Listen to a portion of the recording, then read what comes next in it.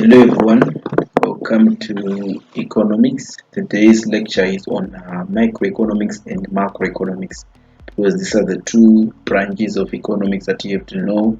So let's kick on by looking at microeconomics. So microeconomics deals with economic decisions made by individuals in titles by like households, businesses and industries. So microeconomics, as I mentioned on our previous video, examines the economy.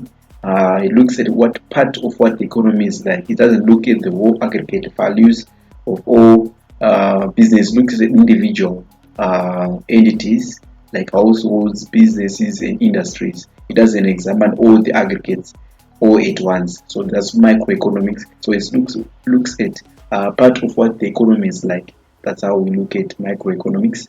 It focuses on allocation of resources at the micro and individual level. So which means when you talk about microeconomics, we are looking at a consumer consuming a particular good at an individual level. We don't look at the aggregate value of all consumers. We just look at one consumer buying, let's say, for example, is buying bananas. We only focus on the individual level. We don't focus on 10 aggregates of consumers buying bananas. No, we focus on microeconomics, looking at the individual level. That's why it's about economic decisions made by individuals. Even their preferences, they are all under microeconomics. So let's look at the certain topics and certain branches that makes up microeconomics. So those topics, we have the issue of price mechanism, which was designed by Alan Smith, Invisible Hand, the price mechanism. We're going to be looking into it in greater depth as we move forward. So microeconomics analyze how prices are determined in specific markets of goods and services. So we're looking at microeconomics, looking at what we call a market, specific markets. We mean say markets whereby demand equal to supply. That's where markets of goods and services are being exchanged, whereby there's someone who is willing to buy something and someone who is willing to sell something, and we will be looking at what even the equilibrium. That's the market. So when you look at the price mechanism, you look at Alan Smith Invisible Hand, it talks about some of the four functions that makes up the price mechanism. We're going to be looking at those four functions in depth because there's always an exam question that always pops up, which talks about how does the price mechanism allocates resources in a free market economy.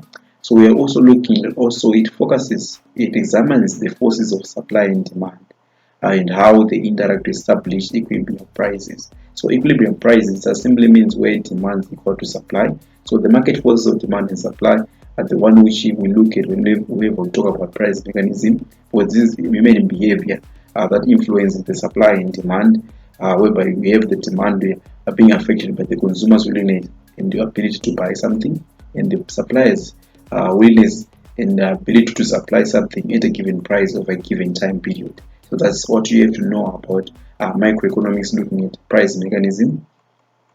Also, you have to look at individual behavior because study individual behaviors when you talk about microeconomics. Economic agents such as consumers and producers, just like I mentioned, with their behaviors, their patterns are very important because that's what we will be studying. However, we look at the topic of utility, which is the maximum satisfaction a consumer can get from consuming a particular product. So look at the factors that influence individual choices, preference and utility maximization. So I'm going to be looking at utility and in different curves in depth in the coming videos in this playlist. So make sure that you'll be able to subscribe and have access to those videos once they pop up. And we have to talk about market structures. This is a very important topic whereby we look at different market structures. We're looking at how we can classify them, looking at the characteristics and how efficient they are in the market. Look at the issue of private competition, monopolies, oligopolies, and a monopolistic competition. Also, you have to look at how best you can use the macroeconomic analysis to compare one market structure from another.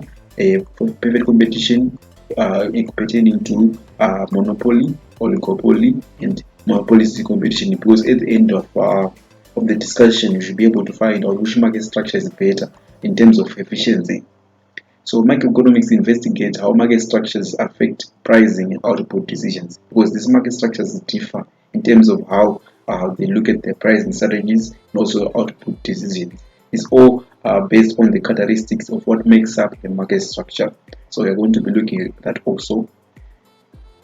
Then we move on to macroeconomics. As you know, when you look at the scope of macroeconomics, we talk about the idea that macroeconomics, we look at the economy as a whole, considering aggregate variables like national income, unemployment, inflation, and overall economic growth. So when you look at all these aggregate variables, they do affect everyone in the economy. Looking at unemployment affects everyone. Then the people who are not working, compared to the employed labor force. Look at inflation. Inflation doesn't choose anyone. When the price level of particular goods is rising in the economy, it affects everyone. But when you look at economic growth, whereby we're having a shift of aggregate demand to the right, we look at the increase in output for everyone, which is very, very important. In standards of living, people will be improving. That's what we mean by macroeconomics. We're no longer looking at one consumer buying bananas. We're now looking at all consumers buying bananas, which means we are now classifying certain goods in consumer goods and also what you call capital goods, whereby we're looking at companies buying machinery. It also examines the broader aspects of an entire economy. That's what I'm trying to explain, that we're looking at the whole entire economy, looking at all aggregates. So which means right now we are now focusing on what we call aggregate supply and aggregate demand. The whole aggregates are going to be looked at when we talk about macroeconomics. Then in macroeconomics, we have to look at economic indicators, focusing on key economic indicators that provide an overview of the economic's health and performance. Which means the economic's health and performance is what's going to determine the overall success of an economy and the overall GDP, which is very important. Examples including gross domestic product, looking at output produced by a country over a given period of time. Also look at the consumer price index that measures the inflation levels in a country. Also looking at the unemployment rates, the number of people who are not who are employable but they are not finding work. We have to also look at all those aggregates. Tell us about economic indicators, whereby we have to compare one economy to another. We just have to look at those indicators. They tell us about the performance of a particular economy. If the economy is performing well, it is pertaining to other economies. So this is some of these potential exam questions that always pops up. The idea of comparing one economy to another in terms of GDP, in terms of consumer price index, in terms of unemployment rates. Then moving forwards, we have the slide of government policies. Macroeconomics deals with government policies and their impacts on the economy. Government policies, we are talking about physical policies, right? Government spending and taxation. And also, we have to talk about monetary policy, whereby we are talking about the control of money and interest rates.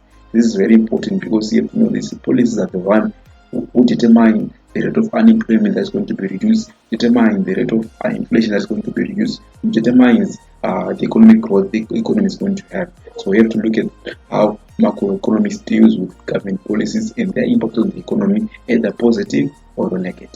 We're going to be looking at that in depth as we move on to the topic of macroeconomics. Macroeconomics modules, we have to look at also macroeconomics models to understand and predict overall behavior of the economy. Those models include concepts like aggregate demand, aggregate supply. We have to look at economics such as classical economics. They have their own way of interpreting aggregate demand and aggregate supply, and also we have Keynesian's approach to demonstrate the macroeconomic models, how we can predict and overall behavior of the economy. They have their own interpretations. We are going to be looking at those interpretations. And moving forwards, before I look at moving on to the summary. The summary is that we were looking at a video whereby we're discussing microeconomics by examining individual units and their interactions within specific markets. Macroeconomics takes a broader perspective, analyzing the overall performance and policy of the entire economy. The former focuses on the trees, individual units, where the latter looks at the forest, the economy as a whole. So this is another way of expressing what microeconomics and macroeconomics is all about, whereby what separates microeconomics from macroeconomics, that microeconomics looks at the economy at an individual level, whereby we're looking at macroeconomics takes a broader perspective. It's looking at the economy as a whole, whereby we're looking at the overall performance and policies of the entire economy, which means everyone is going to get involved. So thank you so much for watching this video of the difference between microeconomics and macroeconomics. So stay tuned as we continue with this playlist of economics. I thank you.